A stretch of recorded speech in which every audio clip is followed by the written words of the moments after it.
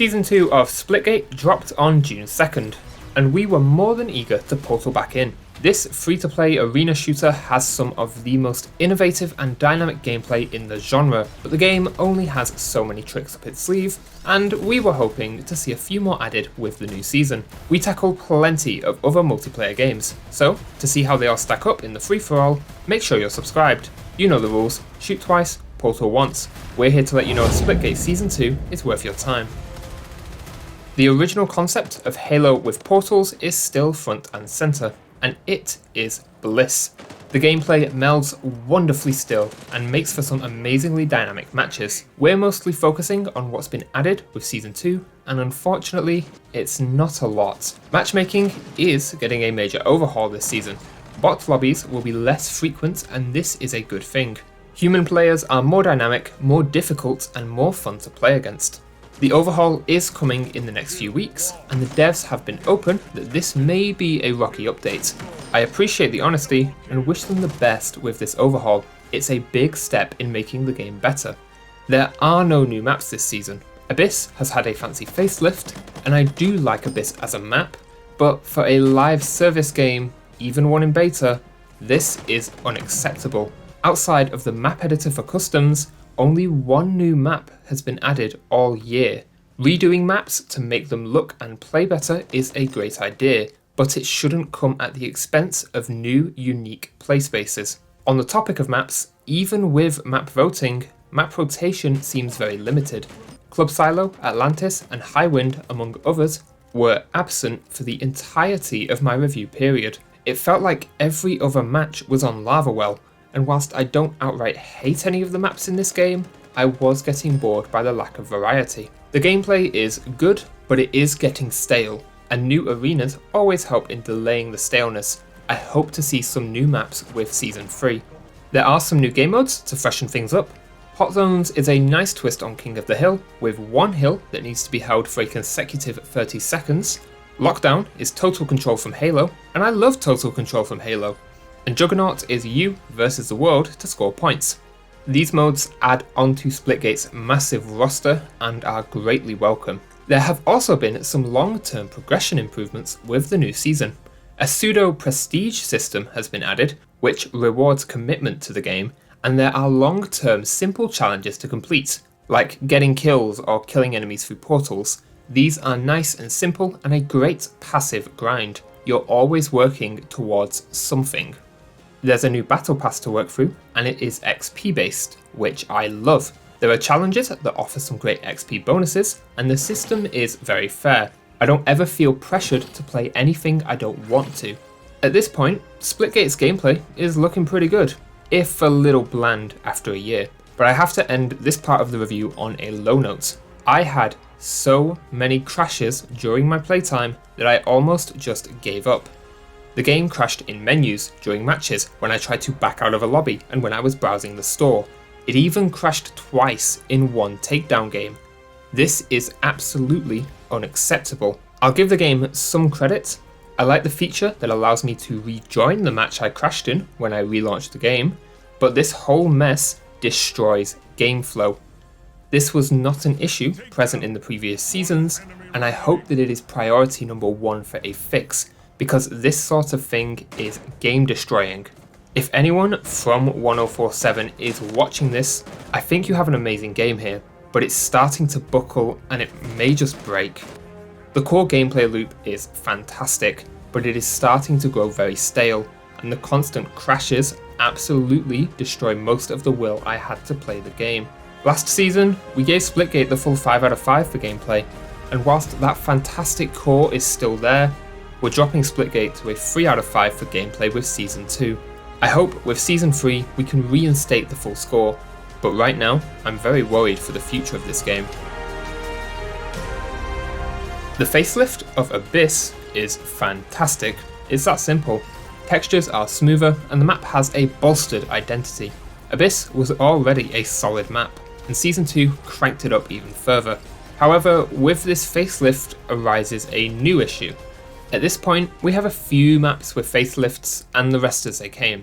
This creates a rift between the game's art direction.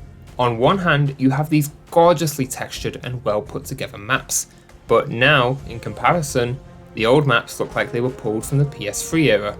The maps don't look terrible, but the gap is noticeable and very distracting. Shooting and getting shot doesn't feel very satisfying currently. Each gun has decent sound effects, but there is no oomph. I could be shooting marshmallows and I wouldn't know the difference. Conversely, sometimes I barely notice if I'm getting shot. There is very little visual feedback, and whilst I'm grateful for no flinch, it would be nice for each firefight to have a bit more going on. The weapon skins present in both the battle pass and the score are top notch. There's some really cool stuff here, and with regards to the battle pass, I'm excited to earn a lot of it. Character skins still look really bad and out of place. If anything needs an overhaul, it's these. For what it's worth, they are always visible in the heat of battle, and that is always welcome. With Season 2, I'm just as conflicted about the art direction as the art direction is conflicted with itself. The game is severely lacking in cohesion, and whilst some things have been polished, the rest rusts in comparison. Season 2 of Splitgate gets bumped down to a 3 out of 5 for art direction. It is still serving the gameplay in the best way, but it is very quickly becoming at odds with itself. Nothing has changed with Splitgate's narrative offering in Season 2. There is still no context, but that is the best way to serve the gameplay and have players fighting in whatever arenas the devs can dream up. We are consistent though, no change on the game's end is no change on ours. Splitgate sticks with its 2 out of 5 for narrative.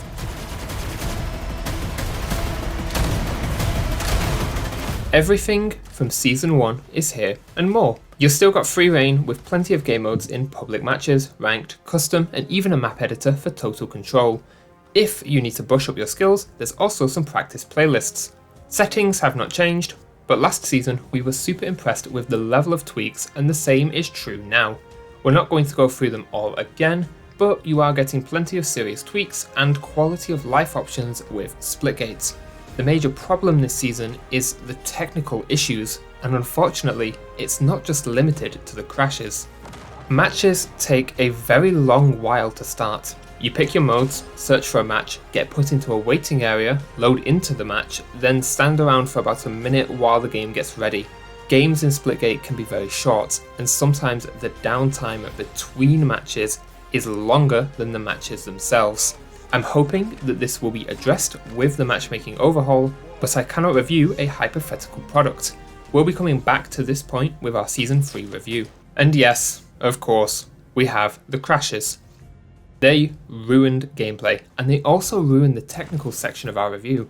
When I'm experiencing 3 to 4 crashes every hour, and sometimes multiple crashes per game, something has gone terribly wrong, and again, this is frankly unacceptable. Splitgate Season 2 has more content with the same great tweaks, but unfortunately, poor technical performance brings the overall score here down to a 3 out of 5.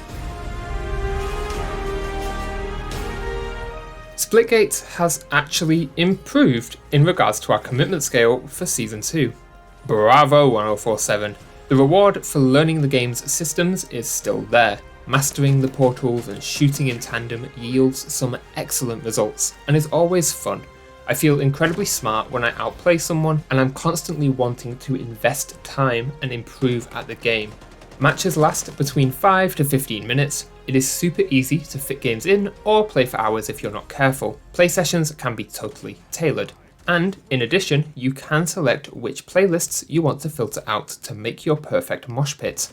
You still can't pick individual playlists, but this does keep the variety up. The new long-term progression rewards are a great touch and do a solid job at giving you something to constantly work towards. I'd love to see this expanded on in the future. This is something sorely missing from other shooters on the market right now. The battle pass levels at a decent pace, and the rewards are very cool. Lots of decent weapon skins and not a lot of noticeable filler. If you completed the pass last season and saved your credits, then it's free this season. If not, the price of entry is £8, which is in line with other shooters. There is a store. Prices are the same as other similar games, which is to say they're silly. There are some cool bundles, but as with most games, all of this feels wildly overpriced. On the whole, we're giving Splitgate a 4 out of 5 on our commitment scale. The long-term progression rewards are a great step in the right direction, and the usual free-to-play trappings are present but not insulting. The devs also get bonus points for communicating properly. This is so nice to see, and 1047 should absolutely keep it up. Splitgate Season 2 is riding a very fine line. 1047 still has a great game on their hands, but it is breaking at the seams, and I'd hate to see it fall apart completely. I don't like sounding so negative about a game that I really do enjoy, but objectivity is the name of the game here, and I don't shy away from that. If you are itching for some more Splitgate, it is still as good as it's ever been, but maybe hold off until the crashes are fixed. If you got burnt out with Season 1, I suggest holding off until Season 3 and seeing what's changed then. With a final score of 15 out of 25, Splitgate is currently just barely worth your time.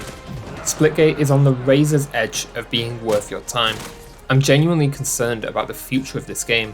It's so good, but it's moving at a glacial pace in an industry-wide race. This game has bounced back before, and I hope 1047 has the wits to pull it off again. But with Season 2, I'm split on Splitgate.